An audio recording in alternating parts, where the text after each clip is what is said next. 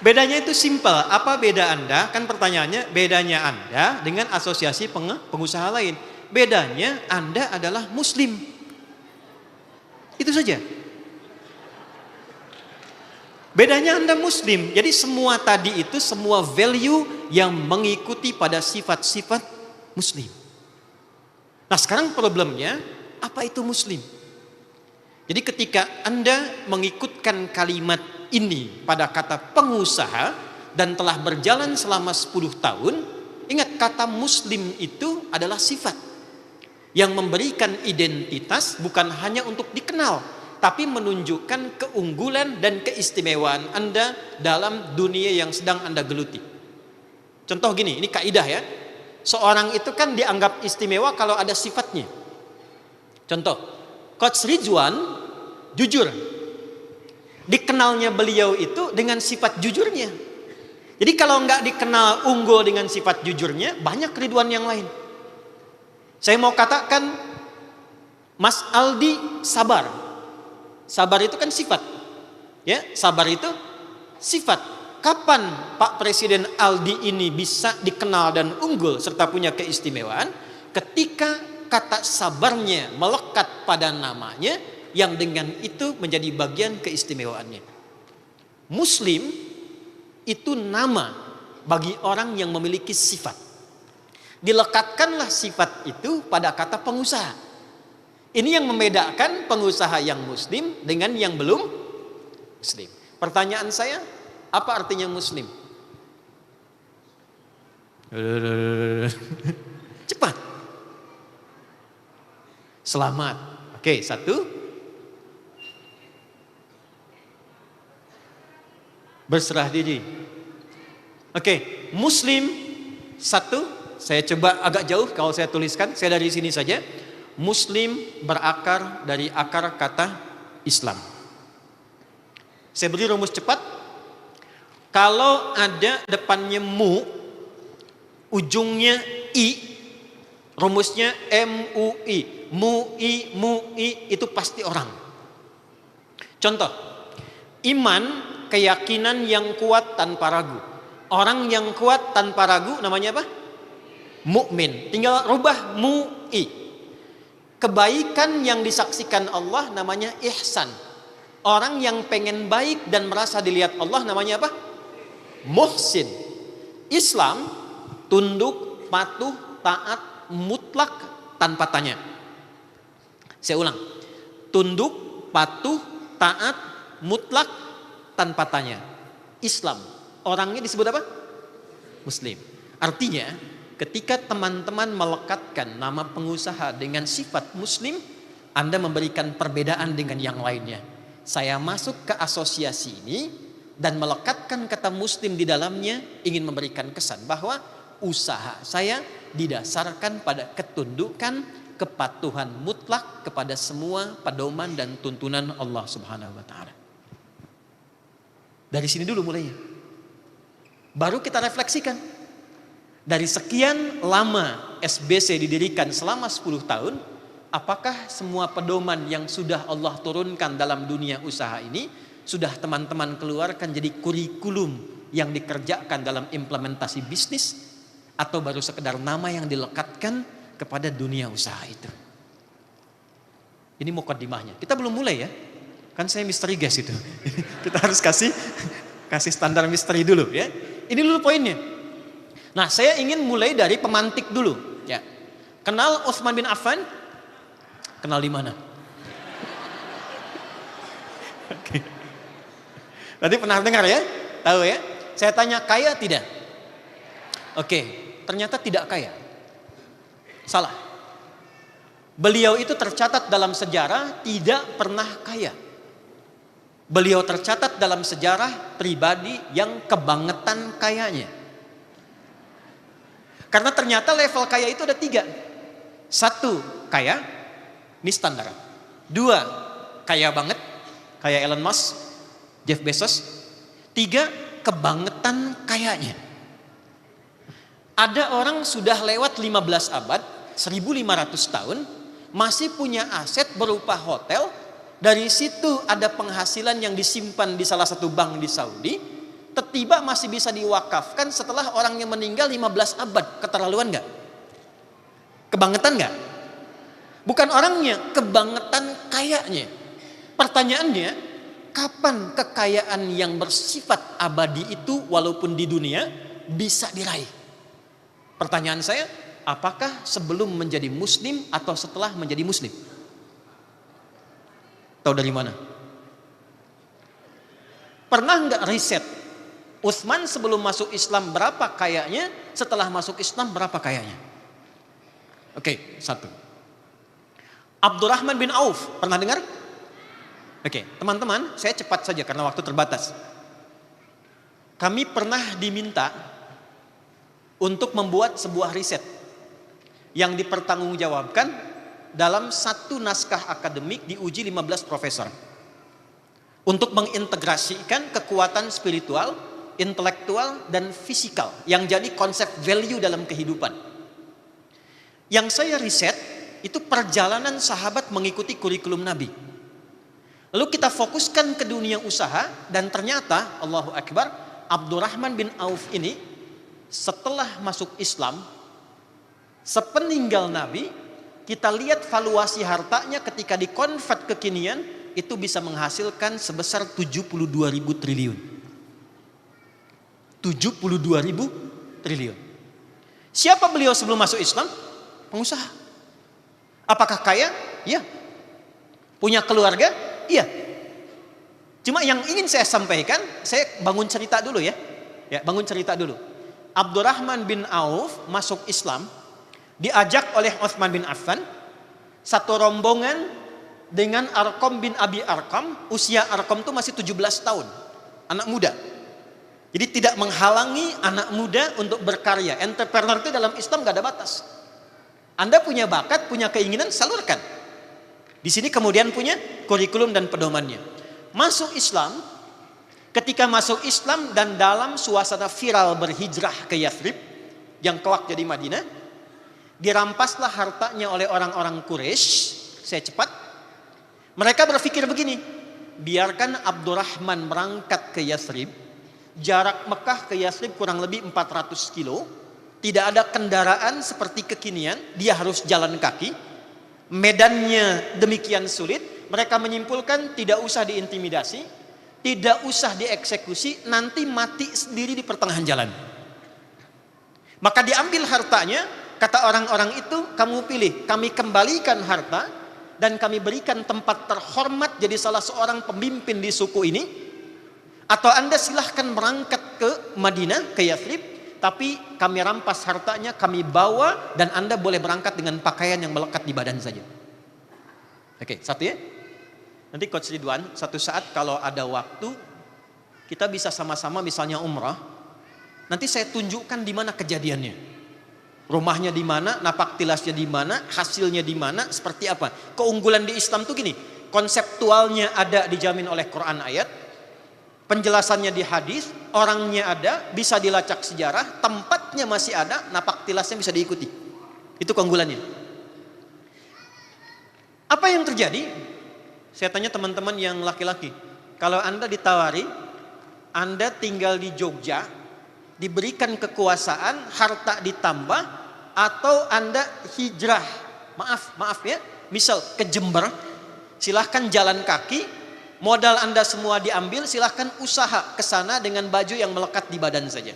Saya tanya, Anda pilih tinggal di Jogja atau berangkat ke Jember?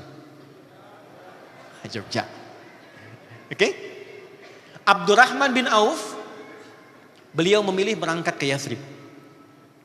Nanti kita lihat rahasianya apa. Ya, saya tahan dulu. Ditanya balik ke istrinya, keluarganya. Dikatakan secara singkat, apakah Anda mau ikut suami berangkat dengan pakaian yang melekat saja, ini kisah nyata, atau tinggal di Mekah, kami berikan semua harta suami, kami persilahkan menikah dengan laki-laki tertampan pilih di Mekah ini, kami fasilitasi pernikahannya. Maaf ya, kira-kira yang para akhwat perempuan, pilih mana kalau Anda dalam posisi istrinya Abdurrahman bin Auf, tinggal di Mekah atau berangkat ke Yathrib? Berangkat ke Yathrib. Saya rasa pengusaha nggak begitu hitungannya. Pertanyaan berikutnya saya tegaskan lagi. Anggap kalau ada suami ikut, anggap nggak ikut lah. Pertanyaan saya, tinggal di Mekah atau membersamai suami ke Yathrib? Oke, terima kasih. Ternyata istrinya Abdurrahman bin Auf pada masa itu memutuskan tinggal di Mekah. Sebentar, jangan terlalu dramatis dulu. Aduh. Poin saya bukan itu. Poin saya teman-teman, simpan dulu yang itu. Abdurrahman bin Auf berangkat kemudian ke Madinah. Belum ada Madinah nih. Nanti kita belajar teori bisnis di situ. Masih Yathrib. Ada yang tahu Yathrib itu apa? Bukan kota. Yathrib itu asalnya suasana daerah. Maaf, ekonominya kacau karena dimonopoli oleh Yahudi. Pasarnya kacau, sampai ulama komentar begini, ahli sejarah. Kalau Anda pengen lihat pasar paling rusak di muka bumi setelah ada yang di Kufah di Irak, maka itulah Yathrib. Kriminalitasnya tinggi, pertikaian Aus dan Khazraj kurang lebih hampir mendekati 600 tahun, tidak pernah tuntas. Yang paling menarik, saya berhenti dari suasana itu, saya ingin gambarkan dulu kok bisa pindah Mekah ke suasana tempat begitu. Tapi ternyata didikan Nabi itu sampai duluan ke sebagian kaum di Yathrib, sehingga merubah mereka, Islam merubah mereka dari pribadi yang tadinya individual, yang senang berbisnis sendiri, tiba-tiba punya sifat menolong orang sesuai dengan kadar kebutuhannya. Contoh, Anda datang haus, itu diterima oleh orang yang bawa minuman. Anda datang lapar, disambut oleh orang yang bawa makanan. Jika ada orang menolong dengan sifat itu, maka orangnya disebut dengan Nasir. Siapa? Ada Pak Nasir di sini? Oke. Jamaknya, pluralnya itu disebut dengan Ansor namanya. Apa namanya? Kenapa disebut Ansor? Karena sifat pertamanya itu terdorong, termotivasi untuk membantu sesuai dengan kadar kebutuhannya. Dan dahsyatnya, Abdurrahman bin Auf ketika sampai di Ansor telah viral kisahnya sehingga dijemput oleh orang paling kaya di Ansor. Kesimpulannya sederhana. Ini ada orang pernah kaya, tiba-tiba jatuh fakir. Maka apa yang ada di benaknya? Perhatikan ya. Ini zaman jahiliyah sudah ada pemikiran begini.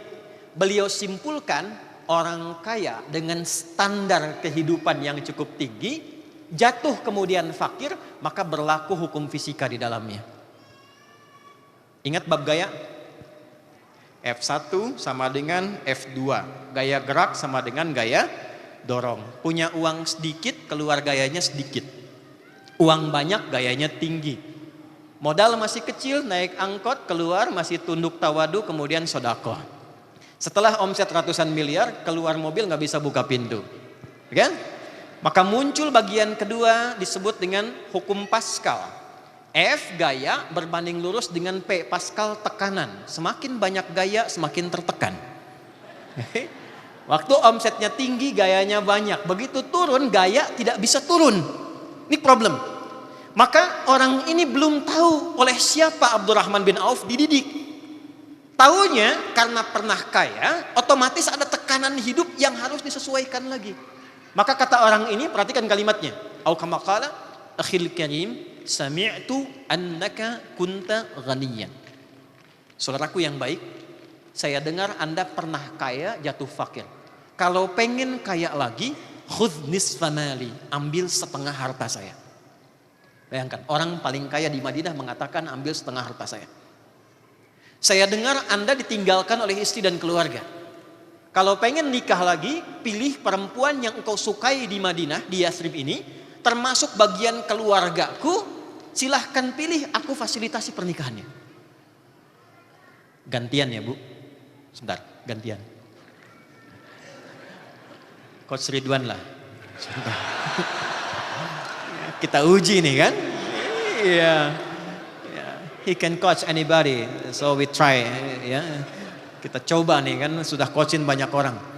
Kalau Coach Ridwan di situasi Abdurrahman bin Auf, Coach tinggal di Jogja, ambil setengah harta saya. Kata orang paling kaya di Jogja. Saya nggak bilang sultan, nanti bahaya di situ. Kita doakan beliau sehat ya dan baik. Kalau coach ingin nikah lagi, pilih perempuan paling cantik di Jogja ini, saya fasilitasi pernikahannya. Kira-kira tawaran itu ditolak atau diterima? Atau saya ganti? Kira-kira tawarannya diterima atau tidak ditolak sama sekali?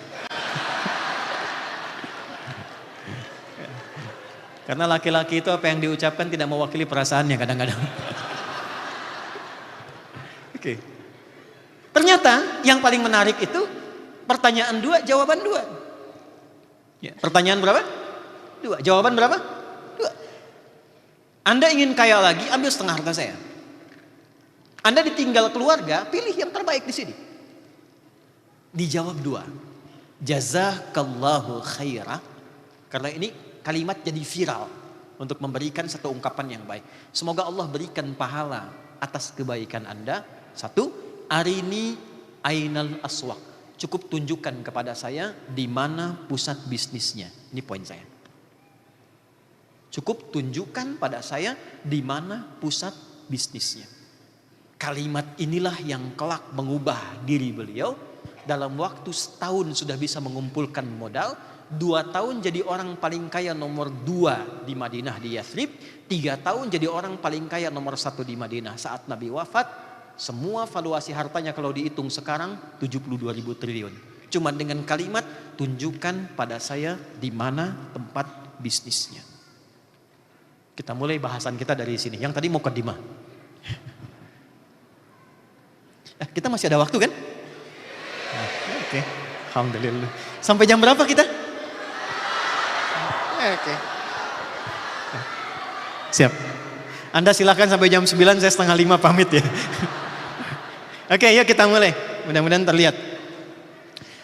Saya cek dulu, maaf, belakang teman-teman ya akhwat, kelihatan? Maaf, kelihatan? Ya tidak kan, belum saya tulis. Kalau sudah kelihatan hebat berarti. Oke ya. Saya mau ambil satu case-nya dulu. Sebelah sana ya. Saya mau katakan ini satu bagian terpenting yang ingin saya sampaikan. Saking pentingnya ini habis tuh tintanya. Ya.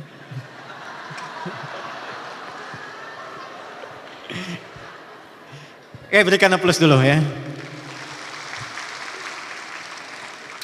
1, prinsip bisnis dalam Islam. Bisnis Islami.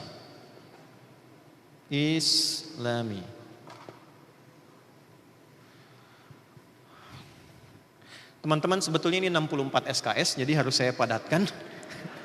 Jadi mohon izin kalau saya agak sedikit lompat-lompat dulu ya. Oke. Apa sih yang menjadikan Abdurrahman bin Auf berani mengatakan tunjukkan di mana pusat bisnisnya? Oke. Saya langsung jawab cepat ya. 1, iman. Apa namanya? Ya, jazakallah khair. Ya, terima kasih banyak. Itu berdoa, ya Allah mudah-mudahan gak panjang jalannya, panjang ternyata mendekat tuh ya. Itulah fungsinya kita berikhtiar dan disertai tawakal sehingga yang jauh terasa semakin dekat. Papan tulis. 1, iman. Apa yang diimani?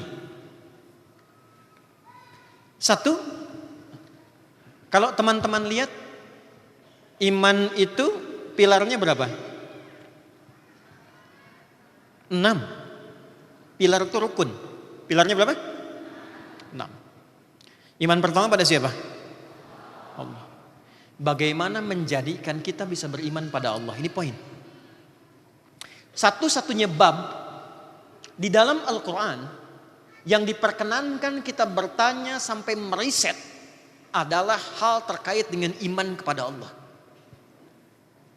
Yang paling menarik itu, kalau urusan sholat, Anda nggak diperkenankan bertanya.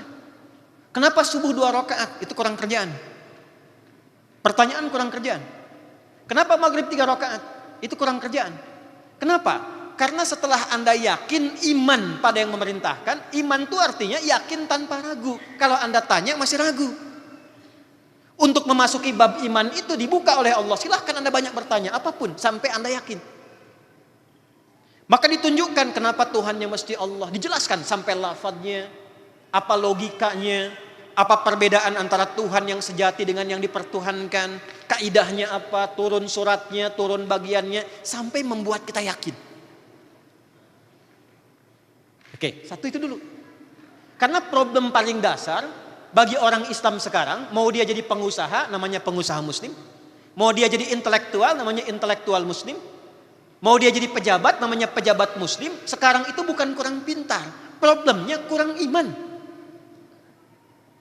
Sehingga dengan keyakinan yang tidak paripurna itu, akhirnya beberapa petunjuk yang Allah turunkan sesuai dengan kebutuhannya tidak dikerjakan secara optimal. Maka dasar yang pertama itu dipertanyakan dulu. Ketika Anda mengatakan saya pengusaha muslim, nih pilar yang pertama ini, asyhadu an la ilaha illallah wa asyhadu anna muhammadar rasulullah, sudah optimal belum? Oke, saya tanya. Yakin gak Allah itu Tuhan? Oke.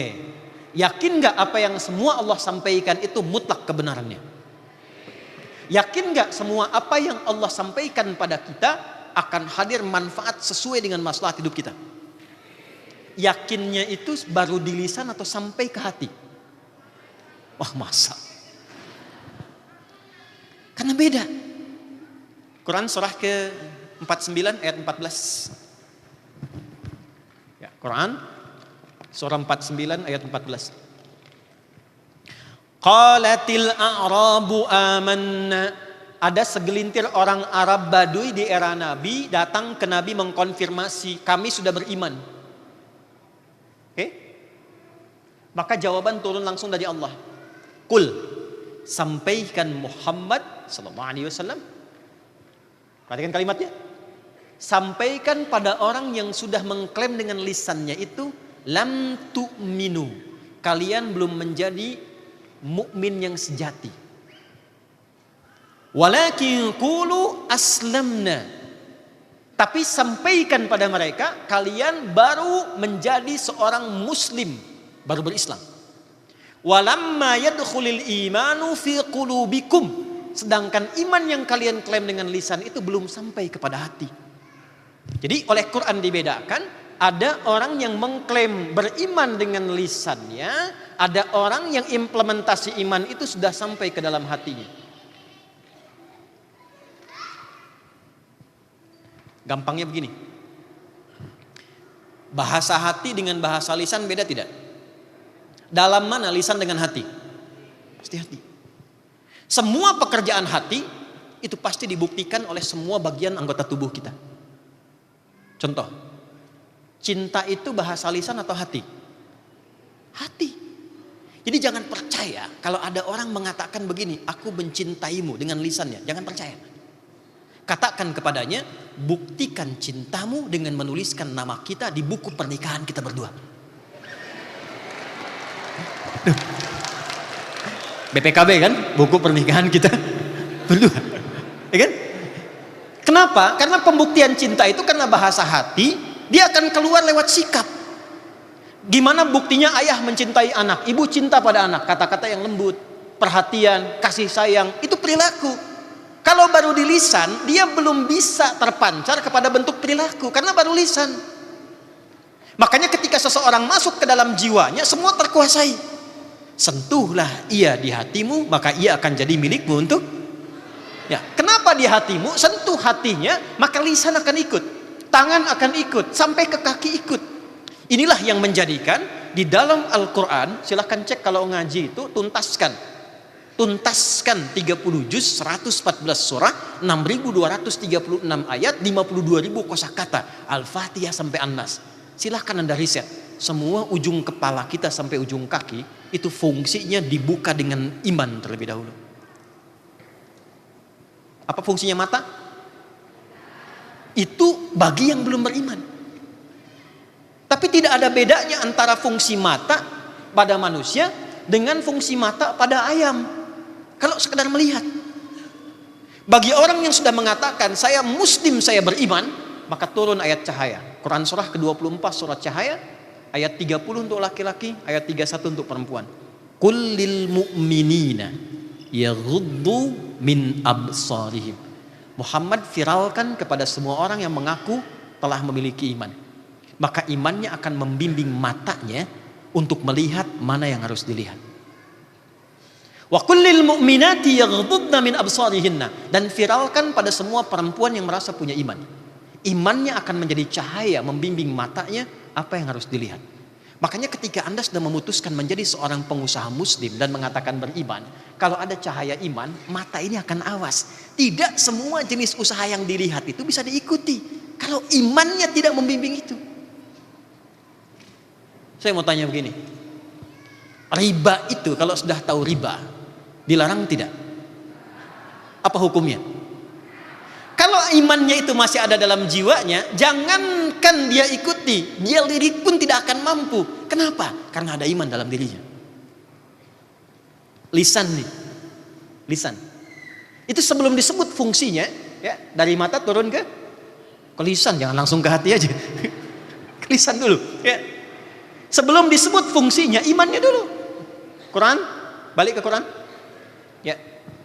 Kalau kita lihat di surah yang sama, 49 di ayat 11 sampai 12. Ya ayyuhalladzina amanu, hai semua yang telah merasakan punya iman, disebut pakai ya, yaitu huruf panggilan, nidaul qarib, nidaul mutawassit, nidaul ba'id. Paham? Tidak. Huruf untuk memanggil yang dekat, yang menengah, yang jauh. Ayyuha disebutkan 150 kali dalam Al-Quran untuk menguatkan hukum. Alladzina disebutkan 1080 kali dalam Quran untuk menjangkau semua tanpa kecuali. Kalau kita terjemahkan dengan tafsir bunyinya begini. Hei semua pengusaha muslim, hei semua anggota SBC yang merasa beriman, aku tak peduli apakah kalian berasal dari dekat, menengah atau jauh, apakah kalian dekat denganku, menengah atau jauh dariku, sepanjang kalian punya iman, la yashor qaumin qaum, jangan gunakan lisanmu untuk mencela seseorang. La yaghtab ba'dukum ba'da, jangan gunakan lisanmu untuk bikin hoax. Ini tidak mungkin Anda jadi pengusaha muslim yang punya iman, begitu Anda membuka divisi marketing, tiba-tiba kemudian Anda keluarkan kalimat-kalimat yang bertentangan dengan iman Anda. Demi produknya laku bikin hoax, antara gambar dengan realita tidak sama. Demi produknya laku kemudian keluar kata-kata yang tidak pantas. Itu bukan bagian iman. Abdurrahman bin Auf begitu jujurnya, hasilnya luar biasa. Ternyata untuk mendapatkan berkah itu yang ada di nomor 2 tengah-tengah dari SBC itu, ternyata dengan baik pun berkah itu diraih. Dan kalimat berkah dalam dunia usaha munculnya setelah iman. Yuk kita definisikan. Buka Quran surah 2 ayat 168 paling kanan sebelah bawah di mushaf. Kita belum mulai ya, kita baru mukadimah kedua ini. Kan kita belum masuk teori bisnis kan? Ya, materinya manajemen bisnis dalam Al-Quran. Ya coach ya. Quran surah 2. Yuk lihat situ. Ya ayyuhan nasu. Oke. Anda masih beruntung ikut SBC. Kalau Anda ikut kelas saya, belum hafal ayatnya, Anda tunggu di luar. Kita ada kelas yang ikut 12.000 orang. Bikin kurikulum. Ada ujiannya, mesti lulus 100%. Kalau belum 100% boleh mengulang. Tidak ada yang di DO, cuma ngulang. Ya. Ya ayyuhan nasu, hai semua manusia. Kulu. Silahkan kerja. Jadi kalau ingin menghasilkan sesuatu, kata Al-Quran sederhana, effortnya mesti keluar dulu. Yuk tarik ayatnya ke sini. Hei para pengusaha di SBC. Kalau pengen sukses, maka tingkatkan kinerja. Silahkan. Jadi pertama, Allah memberikan gambaran teori tentang rezeki. Kita langsung masuk saja karena saya tinggal 9 menit lagi. Saya sebenarnya pengen sampai jam 9, cuman yang pengatur acara cuma menyusun saya sampai 9 menit lagi. Yuk lihat sini. Yuk kita mulai ya. Dalam dunia usaha, manajemen bisnis dalam Al-Quran, pertama dibuka dengan teori rezeki dulu. Supaya kenal dulu. Oke, Anda usaha sampai ikut SBC untuk mencari apa? Saya ulang, untuk mencari apa? Hei, 10 tahun belum jelas nih, mau cari apa? Cari apa? Rizki kan? Harta itu bagian dari rizki. Rizki itu bisa harta, bisa keturunan, bisa ketenangan. Yang paling mahal itu ketenangan. Karena itu ketika dibawa ke rumah, itu sakinah mendahului mawaddah. Itu rumusnya, sakinah, mawaddah, dan rahmah. Quran surah 30 ayat 21. Mawaddah itu kumpulan harta yang membangun harmoni dalam keluarga. Biasanya kalau semakin meningkat, semakin tenang kan? Ya. Tapi kenapa didahului sakinah? Karena ternyata kekayaan melimpah pun kalau tidak diikuti dengan ketenangan, hampa kehidupan berkeluarganya. Biasanya perempuan paling pandai nih, saya tanya ya, pilih mana? Kaya tapi gelisah atau miskin tapi tenang? Nggak ada pilihan ketiga. Saya tahu itu. Kaya tapi gelisah atau miskin tapi tenang? Oke, siap. Kalau terjebak di antara dua dilema, di antara dua cinta, pilih yang ketiga, ya. Kaya dan tenang. Artinya tenang itu rizki. Nah, untuk mendapatkan rizki, teori pertamanya lihat baik-baik. Perhatikan baik-baik. Saya langsung masuk ke intinya. Saya cuma punya 8 menit lagi. Teman-teman, buka Quran surah ke-51 ayat 22. Dengan posisi yang sama, kanan agak ke bawah. Adz-Dzariyat ayat 22. Wa fis samai rizqukum wa ma tu'adun. Dan di langit sebelum kalian tercipta, aku telah tetapkan rizki yang sesuai dengan maslahat kebutuhan hidupmu. Dan dijanjikan akan diberikan. Declare pertama Allah tentang rizki adalah tidak ada satupun hamba yang hidup yang tidak mendapatkan rizki. Ternyata hidup itu berbanding lurus dengan rizki. Sebelum seseorang itu diberikan nafas kehidupan, Allah telah tetapkan rizkinya sekian yang akan ia gunakan selama hidupnya. Wa ma tu'adun, dan dijanjikan pasti akan diberikan kepadanya selama hidupnya. Oke? Jadi aturan pertama, semua kita sudah mendapatkan kadar rizki sesuai dengan maslahat hidupnya masing-masing. Jelas? Baik ya? Cuma oleh Allah dirahasiakan. Sebab kalau ditampakkan, Anda nggak akan semangat menjalani kehidupan dunia. Ada film di Hollywood itu yang menampakkan jatah waktu hidupnya tuh. Ya, lihat jamnya tinggal sekian. Kan rizki berbanding lurus dengan kehidupan. Kalau rizkinya selesai, hidupnya selesai. Ya, Presiden Aldi misalnya rizkinya 1 triliun. Sampai hari ini sudah dikonsumsi 999 miliar 999 juta 999 ribu rupiah. Tinggal 1000 kan? Pertanyaan saya, masih mau ikut seminar ini enggak? Enggak, itikaf aja di masjid. Astagfirullah, astagfirullah. Nunggu 1000. Begitu capek pingsan, bangun dikasih minuman sesedot, cek 1000 meninggal. Nah, dibuat gaib itu hadis, ambilnya 42 hadis Al-Arba'in, nomor hadis yang keempat dari Abdurrahman bin Auf. Dibuat misteri, jadi bukan guess saja yang misteri. Rizki dibikin misteri oleh Allah itu supaya kita semangat. Terus kumpulkan dalam rangka apa? Mensyukuri dan menaati perintah Allah. Tapi satu aturan pertama, rizki Anda sudah disiapkan qaddara fahada, takarannya sudah diatur, presisinya tinggi, dan tidak perlu Anda mencampuri rizki orang lain. Satu kaidah pertama, rizki sudah teratur. Sikap moralnya apa? Sikap moralnya, kalau sudah tahu rizkinya teratur, tidak perlu ngambil punya orang. Pengusaha muslim itu gak perlu korupsi, gak perlu nyogok.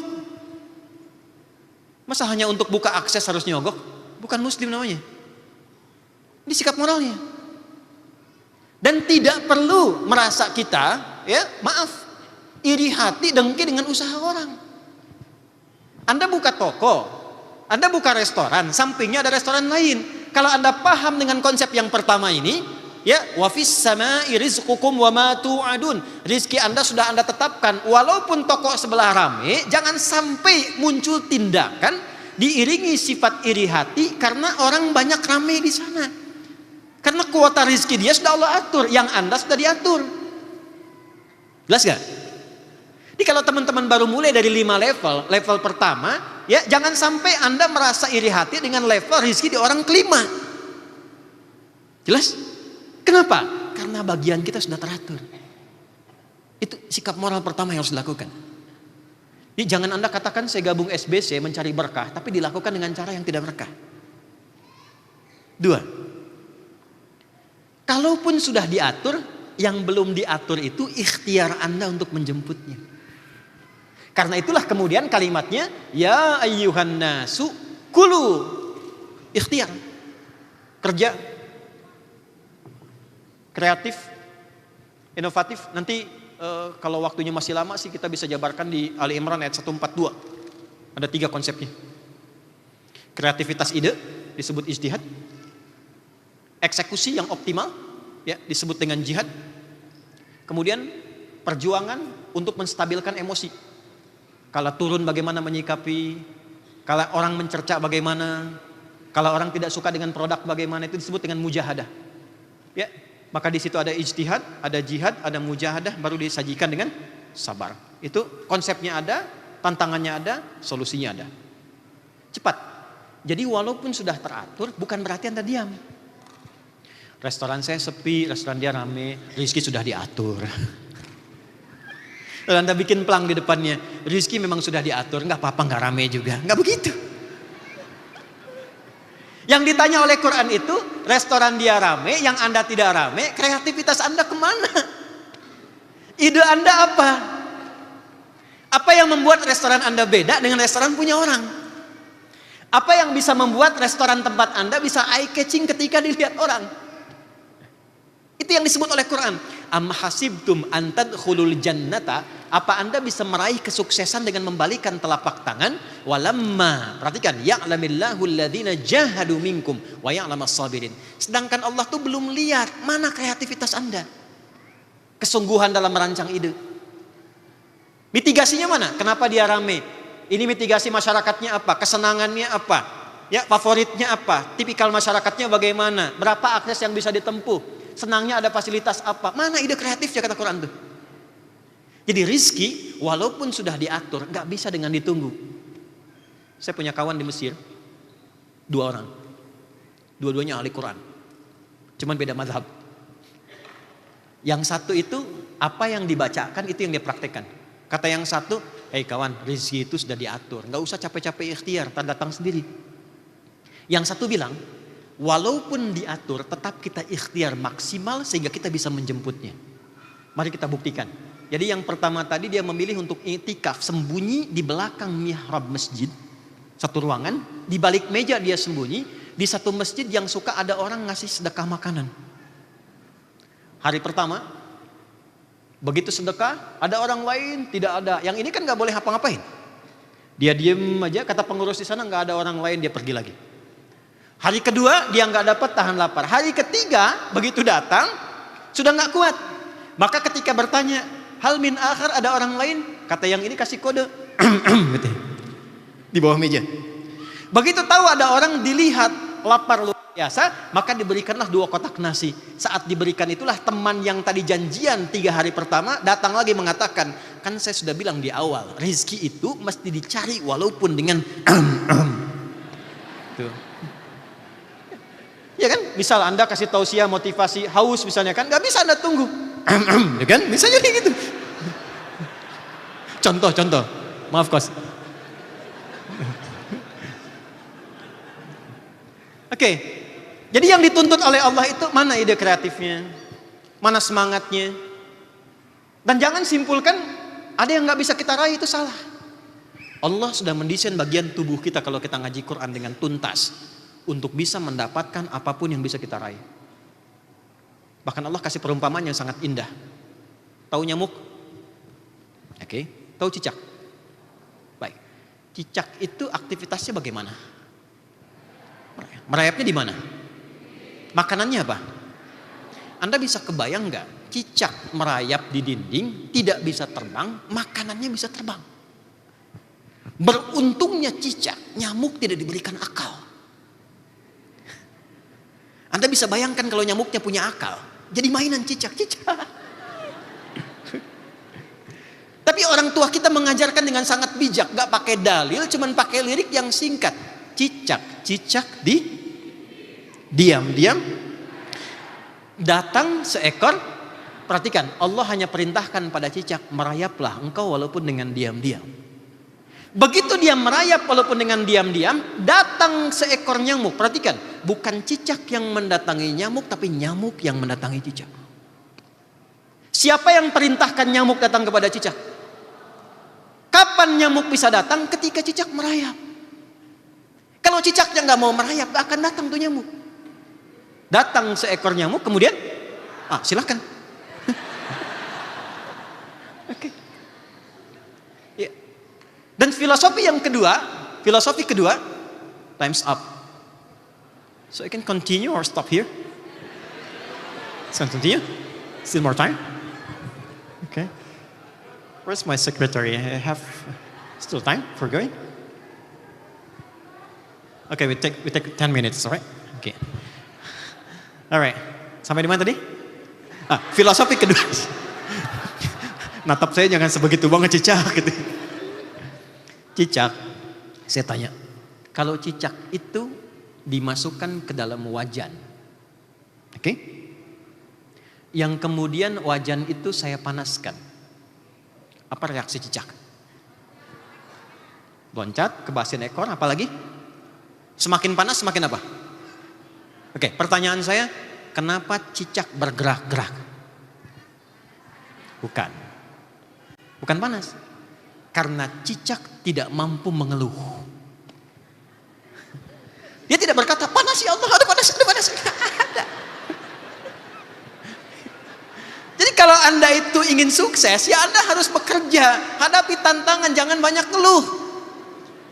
Anda jangan lihat level 5 di atas. Anda lihat apa yang sedang Anda kerjakan. Karena setiap pekerjaan itu pasti ada tantangannya. Kesuksesan itu bandingan lurus itu tantangan. Jadi ketika Allah hadirkan tantangan, jangan bilang masalah. Itu sebetulnya jembatan kita untuk mendapatkan kesuksesannya. Di Quran mengajarkan kedua, optimalkan ikhtiar. Jadi ketiga, harus punya kesiapan menghadapi tantangan.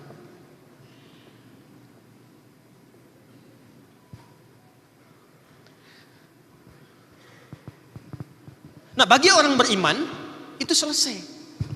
Jadi sebetulnya orang beriman itu nggak usah ngaji ini lagi. Cuman mungkin karena imannya belum sampai ke situ, terpaksa kita bahas dulu tadi. Ya. Karena dibukanya dengan ya ayyuhan nasu kulu mimma fil ardi halalan thayyiban. Perhatikan, tadi di Quran surah 51 ayat 22, wa fis samai rizqukum, di langit rizkimu telah disiapkan. Sedangkan kita hidupnya di mana? Sekarang kita di mana? Di Sleman. Bumi kan luas. Anda kan macam-macam tuh. Ada yang dari Makassar, dari mana saya dengar. Rizki di langit, kita tinggal di bumi. Bumi begitu luas. Kalimatnya apa? Wa fis samai rizqukum, rizkimu telah ditetapkan di langit. Ya ayyuhan nasu kulu mimma fil ardi min yataba'id, maknya menunjuk pada semua segala. Jadi maksudnya jangkau setiap tempat yang engkau bisa pijak di bumi. Anda nggak dapat di Sleman, pindah ke Bantul. Nggak ada di Bantul, nyebrang dikit, pindah ke Solo. Nggak ada di Solo, pindah terus sampai ke Jatim. Nggak ada di Jatim terus, Jawa nggak ada ke Sumatera. Sumatera nggak ada Kalimantan. Di Kalimantan nggak ada ke Papua. Papua nggak ada se-Indonesia. Apa dunia cuma Indonesia saja? Coba lihat peluang di Malaysia. Lihat peluang di Eropa. Tidak mungkin ada satu bagian tapak di bumi yang tidak disiapkan untuk rezeki kita. Pengusaha muslim yang hebat yang punya iman, dia melihat lapangan usahanya begitu luas untuk dipijak. Tapi yang dia cari, ini poinnya. Dan saya senang dengan nama ini. Untuk kita yang sudah beriman, yang tadi itu standar bagi setiap manusia. Artinya tidak menjadi muslim pun kalau digunakan teori ini sukses. Kan? Coba lihat misalnya saudara-saudari kita di Cina, di Amerika. Berapa riset yang mereka siapkan. I was in America 2 years ago. And I went to DC, Washington DC. And I saw the prototype of the people there. I like the system and ecosystem. For being the government, for being the social ecosystem. Jadi saya lihat di Amerika itu ketika ke sana, Ekosistemnya sudah jadi. Dan dibuat itu by system, tapi tidak dipersonifikasi. Maaf ya teman-teman, riset yang dihasilkan di sana, coba bandingkan dengan China, bandingkan dengan Rusia, bandingkan dengan kita, bandingkan dengan Jepang. Saya ke Jepang setahun sekali, bikin sekolah, riset, diskusi dengan dubes, peluang apa yang bisa didapatkan oleh orang Indonesia. Di Jepang, untuk mendapatkan satu peluang usaha, risetnya begitu dalam. Teman-teman ketika akan memulai, berapa banyak riset yang dilakukan? Itu baru standar. Jadi kalau Anda baru membuka dengan riset, membuka dengan capaian, itu standar. Yang jangankan orang Islam beriman, yang belum beriman pun melakukan itu. Orang beriman, levelnya naik dikit. Dari 168 ke 172. Quran surah 2, ayat yang sama, surah yang sama, di ayat 172. Ini dari bawah pindah ke atas.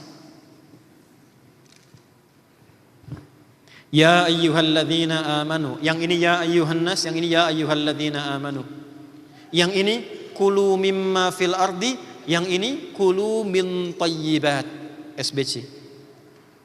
Perhatikan, bagi orang beriman Allah hapuskan kalimat ardunnya. Kulu min thayyibati. Kata ardunnya kulu mimma fil ardi, gini dihapuskan, diganti menjadi kulu min thayyibat, dijamakkan kata thayyibnya jadi thayyibat. Ma razaqnakum. Halalnya dibuang. Lihat. Ya ayyuhan nasu 168 kulu mimma fil ardi halalan thayyibat. Begitu bicara pada pengusaha beriman, pengusaha muslim beriman, kalimat halalnya dibuang, kalimat ardunnya dibuang. Ya ayyuhalladzina amanu, ya ayyuhalladzina amanu kulu min thayyibati, ardunnya dibuang, halalnya dibuang. Pertanyaan saya, kenapa halalnya dibuang untuk orang beriman? Karena orang beriman, pengusaha beriman, imannya akan otomatis membimbing ia untuk mengarahkan pada usaha halal. Tak perlu diingatkan lagi. Ya, ketika itu sudah terjadi pada diri orang beriman, maka berkahnya Allah kumpulkan. Itulah SBC. Berkahnya. Apa itu berkah? Ya, bertambah dan konsistennya nilai kebaikan. Yang baik apanya? Ini kaidah penting sekali. Ketika seorang pengusaha muslim dengan imannya memulai usahanya, maka yang pertama di benaknya harus dimunculkan kata Allah, jangan pernah memikirkan yang haram. Karena otomatis mencari yang halal. Jadi kalau Anda masih berdiskusi tentang yang haram, maaf ya, itu sudah menurunkan standar. Ya, jadi orang beriman itu sudah gak berpikir tentang riba. Sudah gak berpikir tentang korupsi, tipu menipu, dengan berbagai intriknya. Sudah selesai. Karena yang difikirkan oleh imannya, yang halal saja. Yang tidak ada masalah dalam petunjuk yang Allah berikan. Apa tuh poinnya? Kurikulumnya turunkan, ayatnya jelas kok. 1, 2, 3, 4 sampai selesai. Itu poin pertama. Ya. Setelah itu apa yang dilakukan? Perhatikan kalimatnya. Kalau yang pertama ini sudah muncul dalam benak kita, orientasi bisnisnya, 1, untuk mencari, lihat poinnya, ridha Allah. Ridha Allah.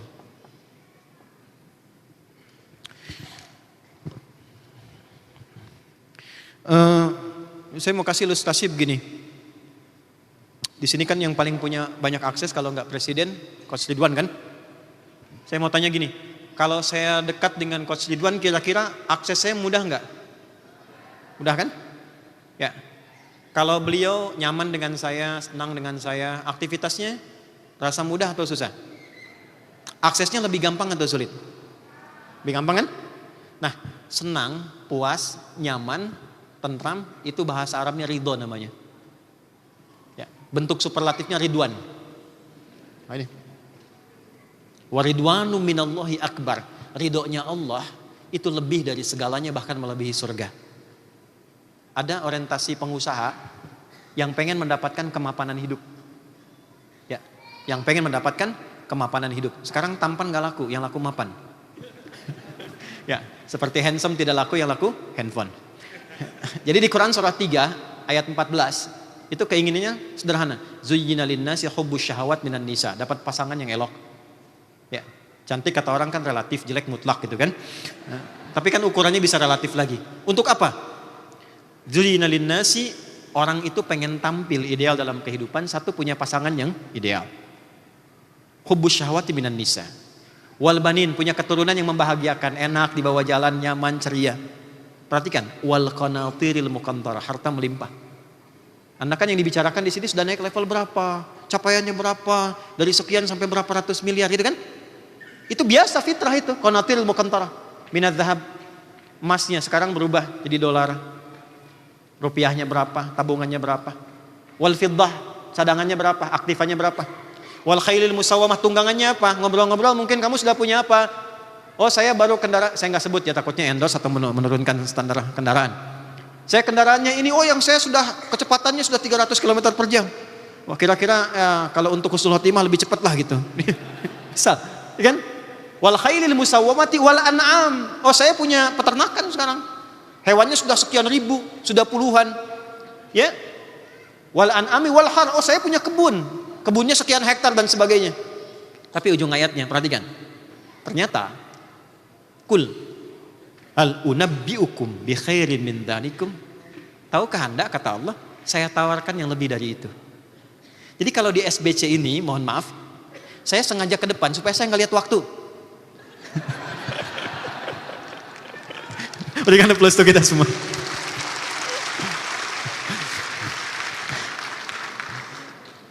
Jadi kalau kita di SBC dan masuk 10.000 orang hanya memikirkan capaian tadi, itu belum masuk standar Allah. Sementara yang kita cari ridho Allah, bikin puas Allah, bikin seneng Allah, all access, semua akses dibuka. Dan itu yang dilakukan oleh sahabat-sahabat mulia yang sampai 15 abad masih utuh. Jadi kalau sampai yang tadi cuman kebanggaan ukurannya berapa, rate-nya sudah capaian berapa, itu masih standar. Standar kan di bawah, kan? Yang di atas tuh sampai stang, sampai setir kan di atas kan? Kul a'unabbi'ukum bi khairin min dzalikum. Itu pakai hamzah lagi, huruf pembuka pertama, bukan pakai hal. Pakai hamzah. Hamzah itu kan di depan. Tawarannya begini, mau nggak Anda pionir terdepan untuk menggapai ini? Saya berikan yang lebih dahsyat daripada itu. Apa amalan pertamanya? Lilladzina taqau. Bagi orang-orang yang ingin memulai bisnisnya dengan meningkatkan takwanya, itu kuncinya. Teman-teman tingkatkan takwa. Ya, tingkatkan takwa. Takwa itu kuncinya, disebutkan 240 kali, dibagi 3 segmen di Quran. Begitu takwa itu muncul, wa may yattaqillaha yaj'al lahu wa yarzuqhu min haitsu la. Coba baca lagi ayatnya. Jangan cuma dihafal, praktekkan isinya. Begitu takwanya meningkat, kata Allah, semua kesulitan aku urai. Anda kesulitan di tahap pertama, diurai. Bintang kedua, diurai. Sampai tahap tertinggi. Saat Anda mengharapkan rizki yang sedang dicapai lewat tender, Allah kirimkan yang tidak pakai tender. Tuh. Karena Anda punya akses dengan Allah. Dan ujungnya apa? Waridwanu minallahi akbar. Ridwan itu yang tertinggi. Tapi bukan ridwan dari coach yang diharapkan. Ridwanu minallah, cari ridho Allah. Sekarang Anda ini bisnis mau cari ridho Allah, mau cari kaya. Masa? Cari dunia, cari akhirat. Cari dunia, cari akhirat. Dunia akhirat. Al-Baqarah ayat 200. Wa minan nasi may yaqulu rabbana atina fid dunya. Salah kan? Karena belum hafal ayatnya. Wa minan nasi may yaqulu rabbana atina fid dunya wa ma lahu fil akhirati min khalaq. Ada orang yang di dunianya itu orientasi bisnisnya cuman kerja dunia, tapi dia nggak peduli dengan akhirat. Akhirnya kekayaannya ketika meninggal tidak dibawa kemanapun. Tapi wa minhum may yaqulu, makin jauh tuh.